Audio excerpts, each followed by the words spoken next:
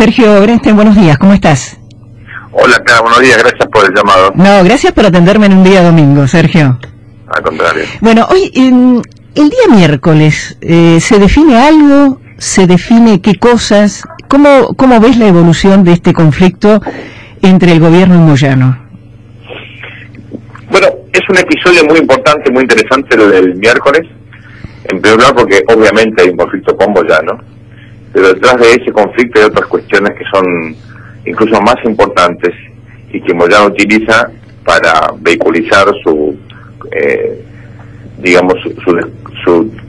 ruptura con el gobierno, o para manifestarla de forma muy contundente.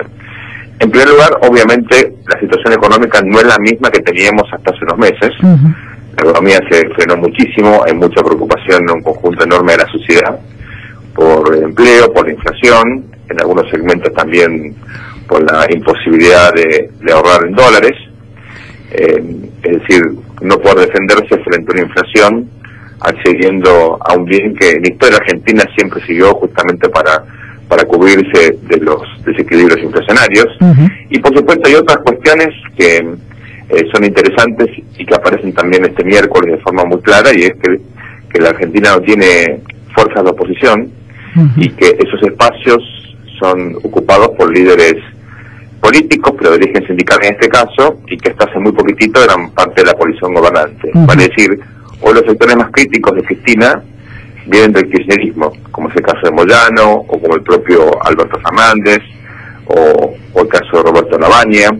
Digamos, la oposición no kirchnerista ha perdido de forma muy notable visibilidad, capacidad de generar alternativas, discurso original, y es desplazada aún más por los sectores que hasta hace muy poquitito formaban parte de la coalición de gobierno. Es todo un fenómeno el que estás describiendo, ¿eh? Es un fenómeno muy particular. Es muy raro. Es cierto que muchas veces el peronismo fue gobierno y oposición, o digamos los conflictos del peronismo terminaban protagonizando la vida pública nacional. Esto pasó, por ejemplo, lamentablemente, en la década del 70, incluso con la violencia. Por suerte ahora no tenemos nada parecido a eso. También quiero recordar, ya cuando la presidencia del doctor Menem estaba en crisis, su conflicto con el entonces gobernador Duhalde era muy significativo y se expresaba en múltiples dimensiones, incluyendo el fenómeno, ¿se acuerdan todos de Ayabran, verdad? Del empresario Ayabran, que era una persona muy llegada al menemismo. Bueno, todo el lío que se armó con eso, más el asesinato obviamente del fotógrafo Cabezas, fue parte de un conflicto que tenía una lucha de fondo por el liderazgo del peronismo, con lo cual, en algún sentido, esto no es nuevo. Lo que vale la pena marcar es que esta ruptura de Cristina con el peronismo no es protagonizada por políticos peronistas, no son los gobernadores o los intendentes los que confrontan con Cristina, sino es un dirigente como Moyano que quiere muy posiblemente proyectarse políticamente, electoralmente, utilizando al sindicalismo como una especie de trampolín. Ahora, en el caso particular de la CGT, ¿no? Por ahí siempre ha tenido la virtud, entre comillas, ¿no? De elegir al hombre que entendían que era el hombre que respondía al tiempo necesario. Ahora, en este caso particular, el postmoyanismo va a ser encarnado por Moyano mismo, por alguien afín al gobierno.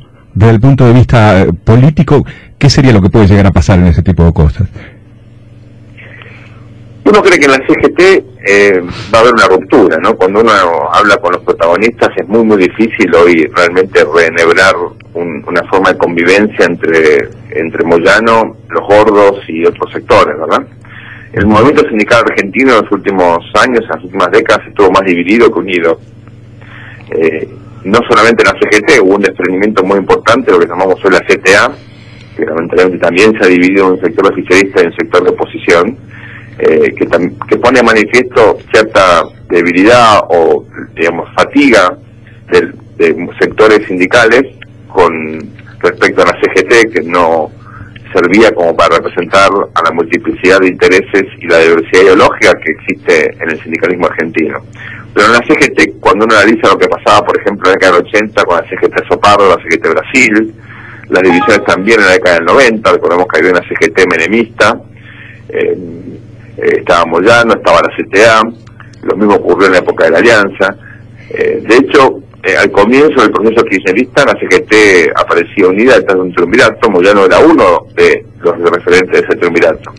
Pero ciertamente me parece que el sindicalismo argentino es, por un lado, un factor importante desde el punto de vista de la equidad y obviamente también de la representación de los intereses del trabajo, y le debe a la sociedad argentina un proceso de democratización, apertura, para que sea más transparente y seguramente se pueda convertir en un factor más en el sentido de contribuir a la lucha en contra de la corrupción. Hay mucho de lo que ocurre hoy día que lucha por recursos de Estado. Es decir, así como la presidenta asfixia a los gobernadores y a los intendentes, no enviándoles los recursos que les pertenecen, algo parecido pasa con los sindicalistas, con los recursos de las obras sociales, ¿no? Es un sistema muy importante en términos del dinero que manejan. Sergio, yo comentaba al comienzo del programa, y vos en la primera parte de esta charla lo mencionaste. Yo lo que siento, que más allá, bueno, de estas batallas personales, políticas, ponerle el nombre que quieras, los protagonistas de, no sé, de mucha gente del gobierno y los sindicatos no hablan de algo que ha cambiado notablemente, y que son las condiciones económicas en las cuales se discuten estos temas. Hoy no es lo mismo los resultados económicos que hace 4 o 5 años atrás. Efectivamente, digamos, cuando el gobierno empezó a recurrir a la inflación como mecanismo de financiamiento, hay que recordarle a los oyentes que la inflación no es casualidad, la inflación es generada por el gobierno. Es una manera de cobrarle impuestos a la sociedad sin que la sociedad, entre comillas, se dé cuenta. Parece que si uno tiene 10.000 pesos en la caja de ahorro y no los toca, a fin de año tiene 7.500. Y esos 2.500 pesos se los lleva el Estado. Entonces, cuando el gobierno recurrió a la inflación como mecanismo de financiamiento, obviamente introdujo una fuertísima tensión en los salarios. Y eso fue utilizado por los sindicalistas, en parte en su responsabilidad, pero también como una excusa para satisfacer los intereses de sus afiliados, porque conseguían incrementos salariales, incluso en muchos casos por encima de la inflación real, no la que dice el INDEC, que obviamente no sirve para nada, ¿no? Entonces, desde ese punto de vista, el gobierno, que recurriendo a la inflación alentaba las negociaciones salariales, ahora tiene un problema enorme.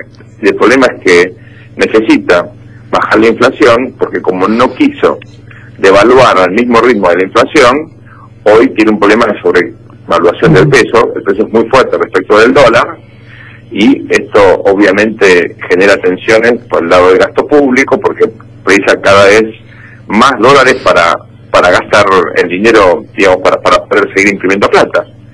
Y como el gobierno del medio generó un enorme crisis, un desastre energético, no es una crisis, es un desastre energético, un país con gas y con petróleo que está obligado a importar por más de 12.000 millones de dólares al año, por los descalabros que hizo el gobierno kirchnerista en los últimos 9 años en ese sentido, se quedaron sin dinero para seguir alimentando este fenómeno. Entonces, están obligados a frenar la escalada inflacionaria.